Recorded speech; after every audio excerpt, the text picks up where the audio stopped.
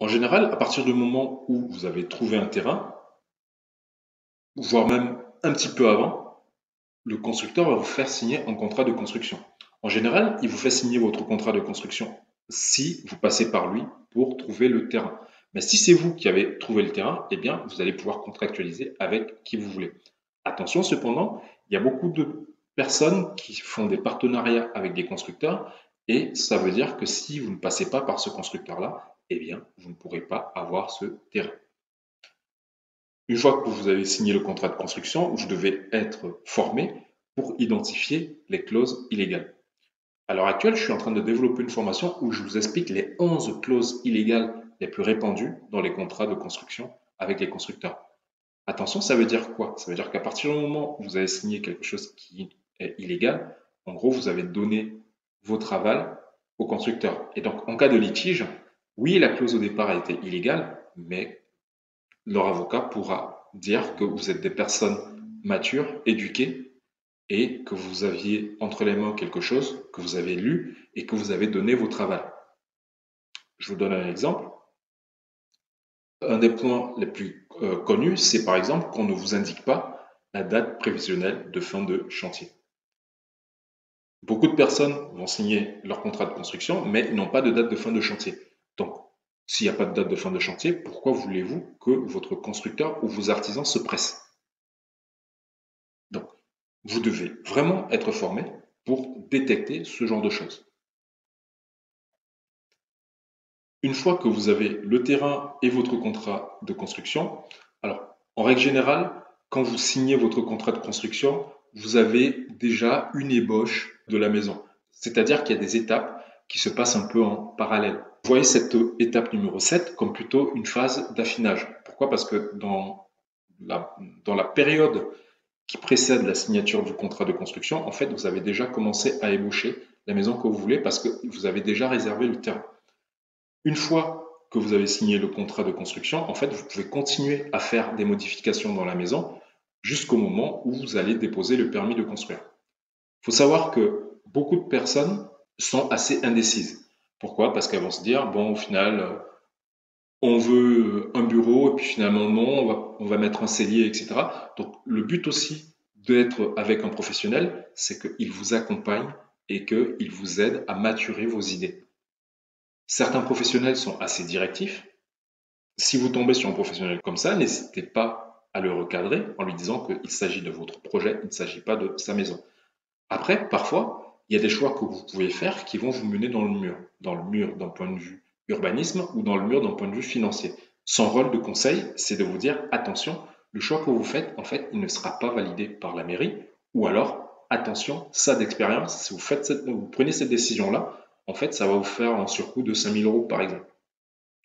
Donc, concevoir sa maison, ça veut dire à cette étape, ça veut dire à ce stade, faire les plans. Combien de chambres? Est-ce que vous faites une maison de plein pied ou à étage, etc. Toute la partie, on va dire, orientation, implantation, etc., ça viendra un peu plus tard. Ensuite, il y a le dossier de permis de construire. Je vais insister sur deux éléments. Dans le permis de construire, par exemple, en fait, la mairie va s'attacher plutôt aux aspects extérieurs de votre maison, mais aussi à l'implantation de la maison sur le terrain, ainsi qu'au respect des règles d'urbanisme. Par exemple, si dans les règles d'urbanisme local, il est interdit d'avoir des toits plats, vous présentez un projet de villa californienne avec des toits plats, votre permis sera purement et simplement refusé. Le rôle de votre constructeur ou du professionnel avec lequel vous travaillez, c'est aussi d'attirer votre attention sur ce genre d'éléments. Pourquoi? Parce qu'il y a des personnes qui s'entêtent et qui pensent qu'on peut négocier avec l'urbanisme. Je vous arrête tout de suite. Nous sommes en France et il y a un certain sens de la conservation du patrimoine et de l'harmonie dans les villes. C'est la raison pour laquelle des choses ubuesques avec des couleurs, on va dire, criardes, ne seront pas validées dans un endroit où la mairie a décidé de maintenir la ville telle qu'elle était à l'époque. Typiquement, vous allez être très embêté, plus vous serez proche des centres-villes et des hypercentres, plus vous serez embêté. Par contre, si vous avez une maison qui n'est pas visible depuis la route, qui est au fin fond d'un champ, etc., en règle générale, les mairies vont pas être très regardantes parce qu'en fait, elles s'en fichent. Pourquoi? Parce que votre maison, en fait, on ne la voit pas. Par contre, à partir du moment où, depuis la voie publique ou même depuis une allée privée, on peut voir votre maison, la mairie vous demandera de vous conformer à 100% à ce qui est exigé dans le plan local d'urbanisme. Point très important, quand vous achetez, vous pouvez acheter un terrain qui est situé dans une zone dite ABF. Une zone ABF, c'est quoi? C'est une zone qui est soumise à l'autorisation des bâtiments de France. Concrètement, ça veut dire que si vous êtes dans un rayon de 500 mètres autour d'un édifice classé, c'est l'architecte des bâtiments de France qui va valider votre dossier de permis de construire. Il peut absolument vous imposer tout ce qu'il veut. Il peut vous imposer des volets en bois dans une maison neuve. Il peut vous interdire l'usage de certaines couleurs, etc. Il peut vous imposer, on va dire, certaines finitions avec des matériaux qui ont disparu depuis un moment. Il peut vous imposer absolument ce qu'il veut. Être dans une zone des bâtiments de France, ça veut dire que votre permis va être plus long à obtenir que prévu. En règle générale, les mairies vont vous répondre dans une fenêtre autour de 2 mois. Mais ce qu'elles font quand elles ont du retard dans le traitement des dossiers, c'est qu'elles vont vous demander des pièces complémentaires. Pour elles, demander des pièces complémentaires, c'est un moyen d'arrêter le chrono légal. Pourquoi? Parce que au bout d'un certain temps, si elles ne vous ont pas répondu, votre permis de construire est réputé comme étant accepté. C'est la raison pour laquelle, très souvent, les mairies, eh bien, elles vont vous envoyer une lettre vous disant attention, merci de nous envoyer tel document, mais en règle générale, ce n'est pas des documents très importants, mais c'est juste un moyen légal pour elles de s'acheter du temps pour pouvoir justement traiter au mieux les dossiers. On va dire que certains constructeurs ou certains conducteurs de travaux vont vous donner des délais autour de 6 mois pour un permis de construire. C'est totalement grotesque. Au maximum, vous devez être dans une fenêtre entre 1 et 4 mois pour le permis en fonction des villes dans lesquelles vous vous trouvez. Si vous commencez à dépasser la période des 4 mois, c'est que vous avez vraiment un problème. Attention, une fois que vous avez obtenu votre permis de construire et une fois que vous avez obtenu votre financement, vous êtes mûr pour aller chez le notaire. Cependant, votre notaire, s'il y a de bons conseils, il vous dira toujours d'attendre absolument le délai de recours des tiers. Qu'est-ce que le délai de recours des tiers? Eh bien, c'est un délai au cours duquel n'importe quelle personne qui s'estime lésée dans l'environnement de votre construction peut attaquer votre permis de construire, soit pour demander des modifications qui vous seront imposées, soit tout simplement pour le faire annuler. Avant, il y avait beaucoup d'abus autour de cette notion de recours contre un permis de construire.